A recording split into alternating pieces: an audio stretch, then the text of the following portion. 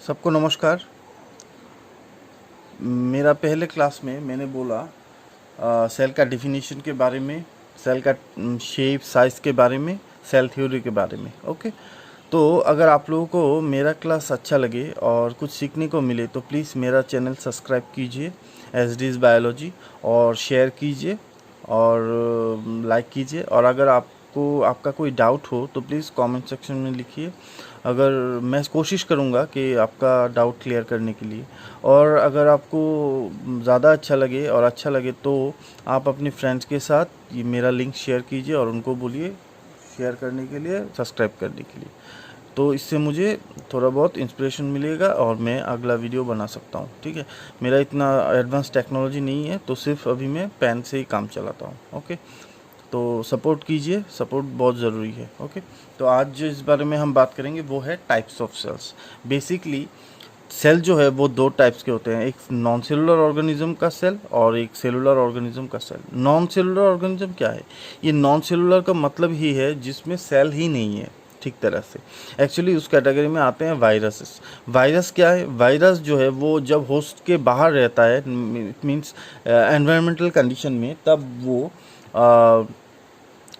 Non living होता है। और जब वो होस्ट के अंदर रहता है वो मतलब लिविंग होता है। तो इसीलिए वायरस जो है वो उसका जो मतलब कैरेक्टरिस्टिक्स है वो है they do not contain any cell in their body organisation. ठीक है, उसके बॉडी ऑर्गेनाइजेशन में कोई सेल ही नहीं है। ओके, वो बेसिकली आरएनए से बनाया गया है उसका बॉडी। वो जब लिविंग में रहता है वो लिविंग होता है, वो जब होस्ट के बाहर रहता है वो नॉन लिविंग रहता है। तो ये हुआ नॉन सेलुलर ऑर्गेनिज्म का सेल। और दूसरा है सेलुलर ऑर्गेनिज्म का सेल। सेलुलर ऑर्गेनिज्म का सेल जो है वो सिंगल सेल है और मल्टीपल सेल है। सिंगल सेल और मल्टीपल सेल, इस कैटेगरी में भी दो टाइप्स होते हैं, एक प्रोकैरियोटिक सेल, एक यूकैरियोटिक सेल। ओके, प्रोकैरियोटिक जो है वो मोस्ट प्रिमिटिव सेल है। दिस ऑर्गेनिजम्स है प्रिमिटिव एंड इनकम्प्लीट सेल। ठीक है, इसमें मोस्ट प्रिमिटिव सेल है और इनकम्प्लीट सेल है। इनकम्प्लीट क्यों है? इसमें कुछ सेल्स ऑर्गेनल्स है जो नहीं है, जैसे कि nucleus. Nucleus totally complete develop नहीं हुआ प्रोकैरियोटिक सेल में। उसमें जो न्यूक्लियस मतलब जो न्यूक्लियस के जैसा जो जेनेटिक मटेरियल होता है, उसको बोलते हैं न्यूक्लियोइड। ओके, जो जेनेटिक इन्फॉर्मेशन कैरी करता है प्रोकैरियोटिक सेल में। और भी ऑर्गेनल्स है, जैसे कि माइटोकॉन्ड्रिया इसमें नहीं होता है, मेम्ब्रेन बाउंड ऑर्गेनल माइटोकॉन्ड्रिया नहीं होता है। ठीक है, और लेकिन राइबोसोम्स होते हैं। ये गया प्रोकैरियोटिक का मतलब।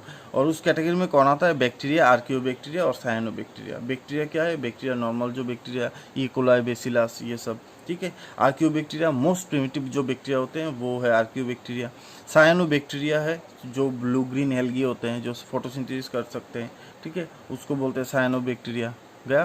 तो इसके बाद जो है वो है यूकैरियोट्स, जिसका body more than one cell से बनाया गया है, वो है यूकैरियोट्स। इस कैटेगरी में कौन आते हैं?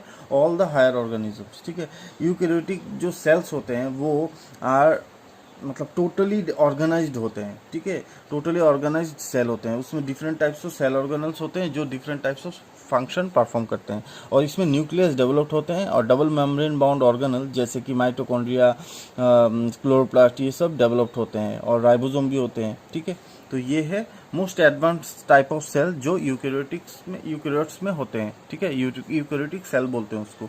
ठीक है, तो ये गया इन दोनों का कैरेक्टरिस्टिक्स। ओके, अभी हम पढ़ते हैं a typical prokaryotic cell of bacteria. एक बैक्टीरिया का जो सेल है उसका जो स्ट्रक्चर है वो हम पढ़ रहे हैं। ठीक है, उसमें क्या क्या होता है? पहले जो है बैक्टीरियल जो सेल है वो कैप्सूल के शेप में होता है। ठीक है, ये कैप्सूल।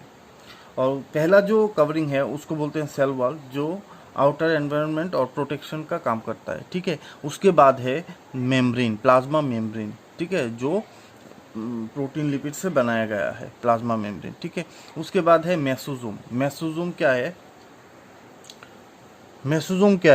मेसोजोम जो है वो मतलब जो डीएनए रेप्लिकेशन में हेल्प करता है उसको। ठीक है, डीएनए रेप्लिकेशन और cell wall formation, distribution of daughter cell. It also help in respiration, secretion, increase in the surface area. ये जो मेसोजोम है ये बहुत इंपॉर्टेंट रोल प्ले करता है। ओके, मेसोजोम के बाद जो आता है वो है प्लाज्मा मेम्ब्रेन अटैच होता है उसके साथ, वो है थाइलाकॉइड। थाइलाकॉइड हमें पता है कि थाइलाकॉइड जो है वो फोटोसिंथेटिक ऑर्गेनल है जो क्लोरोप्लास्ट में होते हैं, लेकिन यहाँ पे डायरेक्ट क्लोरोप्लास्ट नहीं है, सिर्फ थाइलाकॉइड है। ओके, इसके बाद है क्लोरोबियम वेसिकल। क्लोरोबियम वेसिकल जो है वो अटैच्ड होता है, वो मतलब क्लोरोफिल कंटेनिंग मतलब ऑर्गेनल के जैसा होता है। ठीक है, उसके बाद है न्यूक्लियोइड, जिसको हम क्रोमोसोम बोल रहे हैं यहाँ पे, वो न्यूक्लियोइड है जो एक्चुअली न्यूक्लियस टोटल डेवलप नहीं है, लेकिन एक मतलब एक फ्रीली मूवेबल एक लॉन्ग एक थ्रेड लाइक स्ट्रक्चर है, वो है क्रोमोसोम और न्यूक्लियोइड। ठीक है, और उसके साथ जो राइबोसोम प्रोड्यूसिंग साइटोप्लाज्मिक प्रोटीन है वो एमआरएनए के साथ अटैच्ड होता है। ठीक है, ठीक है, और उसके साथ राइबोसोम जो है वो attach to the plasma membrane भी होता है। प्लाज्मा मेम्ब्रेन के साथ भी अटैच होता है राइबोसोम, और एमआरएनए के साथ भी होता है। ठीक है, उसके बाद है फ्लाजेलम और पीली। फ्लाजेलम क्या है? फ्लाजेलम जो है वो है लोकोमोशन में हेल्प करता है, बैक्टीरियल सेल को लोकोमोशन में हेल्प करता है फ्लाजेलम। और पीली जो है वो क्या करता है? वो जेनेटिक इंफॉर्मेशन जो है वो ट्रांसफ़र करता है थ्रू कॉन्जुगेशन एंड अटैचमेंट। ठीक है, ये पीली ये जेनेटिक इंफॉर्मेशन ट्रांसफ़र करता है थ्रू कॉन्जुगेशन के द्वारा। ओके, गया। इसके बाद है साइटोप्लाज्म, उसका जो मतलब जेली लाइक सब्सटेंस होता है सेल में, वो है साइटोप्लाज्म। ओके, हाँ, उसके बाद क्या है? और दूसरा पढ़ते हैं हम कि फोटोसिंथेटिक प्रोक्यूरियोटिक सेल, मतलब जो मतलब प्रोक्यूरियोट्स में और एक है साइनोबैक्टीरिया। हमने बोला था कि साइनोबैक्टीरिया और ब्लू ग्रीन एल्गी जो होते हैं वो दूसरे टाइप के होते हैं, वो ऐसे शेप के होते हैं। ठीक है, एकदम सर्कुलर शेप के जैसे। तो उसमें जो है पहला जो है वो सेल वॉल है। सेल वॉल के बाहर एक जिलेटिनस शीट होता है उसके कवरिंग में, जो उसको मतलब वाटर में रहने के लिए हेल्प करता है। उसके बाद अंदर की तरफ होता है प्लाज्मा मेम्ब्रेन। उसके बाद जो है जो फोटोसिंथेटिक लैमेली है वो सर्कुलर शेप में इसको सराउंड करके रखता है न्यूक्लियोइड को। ठीक है, न्यूक्लियोइड जो है जो डीएनए है वो एकदम अंदर तक की तरफ थ्रेड लाइक स्ट्रक्चर में होता है, और उसके साथ फॉस्फेट ग्रेन्यूल्स होते हैं, लिपिड ड्रॉपलेट्स भी उसके साथ होते हैं एक साथ में। ठीक है, और राइबोसोम जो है वो फोटोसिंथेटिक लैमेली को अटैच करके मतलब सराउंडेड करके रहते हैं। फ्रीली अवेलेबल राइबोसोम नहीं होते यहाँ पे। ओके, या फिर प्लाज्मा मेम्ब्रेन के साथ अटैच भी नहीं होते जैसे कि बैक्टीरियल सेल में होते हैं। अभी आ जाओ यूकेरियोटिक सेल का स्ट्रक्चर के पास। ठीक है, पहला जो यूकेरियोटिक सेल है वो हमने एनिमल सेल को लिया। एनिमल सेल में फर्स्ट क्या होता है? प्लाज्मा मेम्ब्रेन होता है। प्लाज्मा मेम्ब्रेन जो आउटर कवरिंग होता है, हमें पता है कि एनिमल सेल्स में सेल वॉल नहीं होता, प्लाज्मा मेम्ब्रेन होता है जो एक्टिव और पैसिव ट्रांसपोर्ट के रोल प्ले करता है। एक्टिव ट्रांसपोर्ट जो है वो एटीपी के थ्रू होता है, और पैसिव ट्रांसपोर्ट जो विदाउट एटीपी, नहीं चाहिए एटीपी। ठीक है, और प्लाज्मा मेम्ब्रेन के ऊपर माइक्रोविलास होते हैं जो increase cell surface area and absorption में हेल्प करता है। माइक्रोविलास जो सेल सरफेस प्लाज्मा मेम्ब्रेन के बाद भी सेल सरफेस एरिया इंक्रीज करता है और उसको एब्जॉर्प्शन में हेल्प करता है। ओके, और प्लाज्मा मेम्ब्रेन के बाद अंदर का जो जेली लाइक सब्सटेंस होता है उसको बोलते हैं साइटोप्लाज्म। ठीक है, जो जेली लाइक सब्सटेंस होते हैं एनिमल सेल में। ठीक है, उसके बाद होते हैं जो मेन जो पार्ट है वो न्यूक्लियस, जिसको बोलते हैं brain of the cell. Nucleus में 4 पार्ट होते हैं: nucleolus, nucleoplasm, nuclear membrane, chromatin fibre. ठीक है, ये 4 पार्ट होते हैं, और 4 पार्ट में जो जेनेटिक इन्फॉर्मेशन जो है वो क्रोमाटिन फाइबर जो है वो कैरी करता है। बेसिकली ये बिफोर सेल डिवीजन ये ऐसे क्रोमाटिन फाइबर रहता है सेल में, और आप during cell division it converted to chromosome. Okay, और ये क्रोमाटिन फाइबर जो ये 2 तरह के होते हैं, यू क्रोमाटिन और हेटेरोक्रोमाटिन। ओके, और उसमें जब एमआरएनए भी होता है एक, जो मतलब जिस रास्ते से निकलता है उसको बोलते हैं न्यूक्लियर पोर्ट्स। ओके, तो ये है न्यूक्लियस। न्यूक्लियस के अंदर न्यूक्लियस का जो मेम्ब्रेन है, न्यूक्लियर मेम्ब्रेन, वो न्यूक्लियर मेम्ब्रेन के साथ अटैच्ड होता है एंडोप्लाज्मिक रेटिकुलम। एंडोप्लाज्मिक रेटिकुलम जो है वो 2 तरह के होते हैं, एक स्मूथ एंडोप्लाज्मिक रेटिकुलम, एक रफ एंडोप्लाज्मिक रेटिकुलम। ओके, ये जो यहाँ पे ड्राइंग थोड़ा गलत है एक्चुअली। रफ एंडोप्लाज्मिक रेटिकुलम जो है वो न्यूक्लियर मेम्ब्रेन के साथ अटैच्ड होता है और स्मूथ एंडोप्लाज्मिक रेटिकुलम ऊपर की तरफ होता है। Rough endoplasmic reticulum nearest to the nuclear membrane and smooth endoplasmic reticulum nearest to the plasma membrane. Okay, ये है इन दोनों का। और स्मूथ एंडोप्लाज्मिक रेटिकुलम का फंक्शन क्या है, ये लिपिड सिंथेसिस करता है। और रफ एंडोप्लाज्मिक रेटिकुलम, इसमें राइबोसोम अटैच होते हैं। सो राइबोसोम का फंक्शन है प्रोटीन सिंथेसिस करना, तो ये रफ एंडोप्लाज्मिक रेटिकुलम भी प्रोटीन सिंथेसिस करता है। ओके, तो ये गया एंडोप्लाज्मिक रेटिकुलम, एंडोप्लाज्मिक रेटिकुलम। इसके बाद है Golgi body. Golgi body, Golgi apparatus, ठीक है, डाल्टन कॉम्प्लेक्स, इसका बहुत सारा नाम है। तो ये जो गोल्गी बॉडीज है, ये इसका जो पोजीशन है एनसीईआरटी में थोड़ा गलत है। इसका पोजीशन उसका जो दो साइड है उसका नाम पहला जो साइड है इसका नाम है कॉनकेव और इसका नाम है कॉन्वेक्स साइड। ये जो कॉन्वेक्स साइड है ये nearest to the nuclear membrane और कॉनकेव जो साइड है वो मतलब रहता है nearest to the plasma membrane. Okay, इसका काम क्या है, पैकेजिंग और प्यूरिफिकेशन। ओके, जैसे कि हम ऑनलाइन कुछ ऑर्डर करते हैं तो उसमें पैकेजिंग होके आता है प्रोडक्ट, तो वैसे ही जब मतलब प्रोटीन या लिपिड सिंथेसिस होता है, जो भी कुछ होता है सेल ऑर्गेनल्स के द्वारा, तो वो प्यूरिफिकेशन और पैकेजिंग का जो काम है वो गोल्गी अपैरेटस करता है। ठीक है, तो ये गया गोल्गी अपैरेटस। इसके बाद लाइसोसोम। ये जो लाइसोसोम है ये बहुत इंपॉर्टेंट रोल प्ले करता है।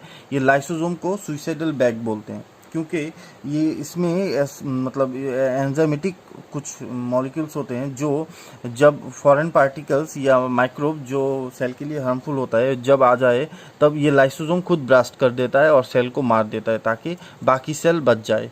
तो इसीलिए लाइसोसोम को suicidal bag of the cell बोलते हैं। ओके, तो ये गया लाइसोसोम। इसके बाद है माइटोकॉन्ड्रिया। माइटोकॉन्ड्रिया जो है उसको पावर हाउस बोलते हैं और उसको इसका जो फिंगर लाइक प्रोजेक्शन है उसको बोलते हैं क्रिस्टी। और क्रिस्टी के अंदर होता है ऑक्सीजोम।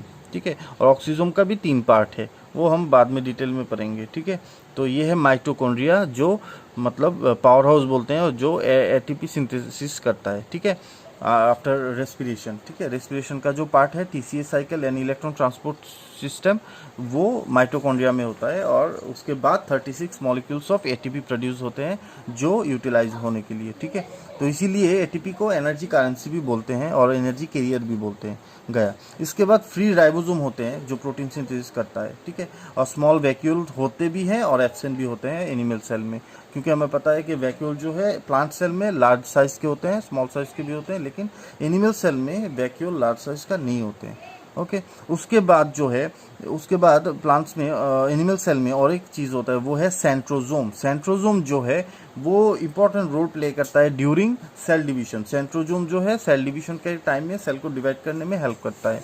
ठीक है, और उसके बाद 2 पार्ट होते हैं, माइक्रोफिलामेंट। माइक्रोफिलामेंट और माइक्रोट्यूबुल 2 पार्ट होते हैं जो प्लांट के लिए खूब ही मतलब बहुत ही इंपॉर्टेंट है, क्योंकि माइक्रोफिलामेंट और माइक्रोट्यूबुल ये दोनों स्केलेटन मतलब स्ट्रक्चर जो है वो फॉर्म करता है। ठीक है, और ये माइक्रोफिलामेंट जो है उसका होल एब्सेंट होता है, मतलब एकदम रॉड लाइक स्ट्रक्चर होता है, और माइक्रोट्यूबुल जो है उसका होल प्रेजेंट होता है और ये पाइप लाइक स्ट्रक्चर होता है। ठीक है, तो ये 2 बहुत इंपॉर्टेंट रोल प्ले करता है, मतलब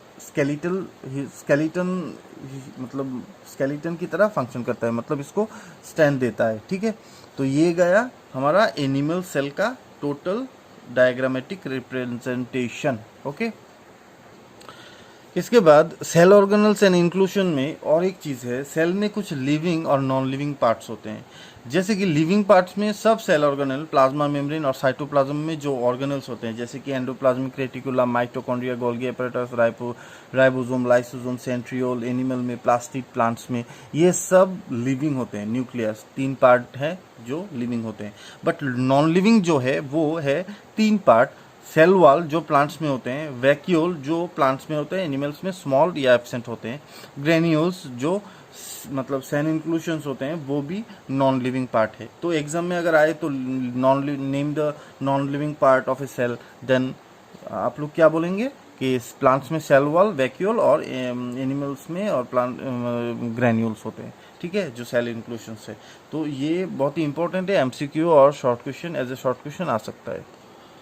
ओके, अगर आप लोगों को मेरा मतलब वीडियो अच्छा लगे तो प्लीज़ इसको मेरा चैनल को सब्सक्राइब कीजिए, एसडीज बायोलॉजी सब्सक्राइब कीजिए और मुझे सपोर्ट कीजिए, लाइक कीजिए और शेयर कीजिए और अपने फ्रेंड्स को भी भेजिए कि देखें और अच्छा लगे तो सब्सक्राइब करें, लाइक करें, शेयर करें। Okay, thank you.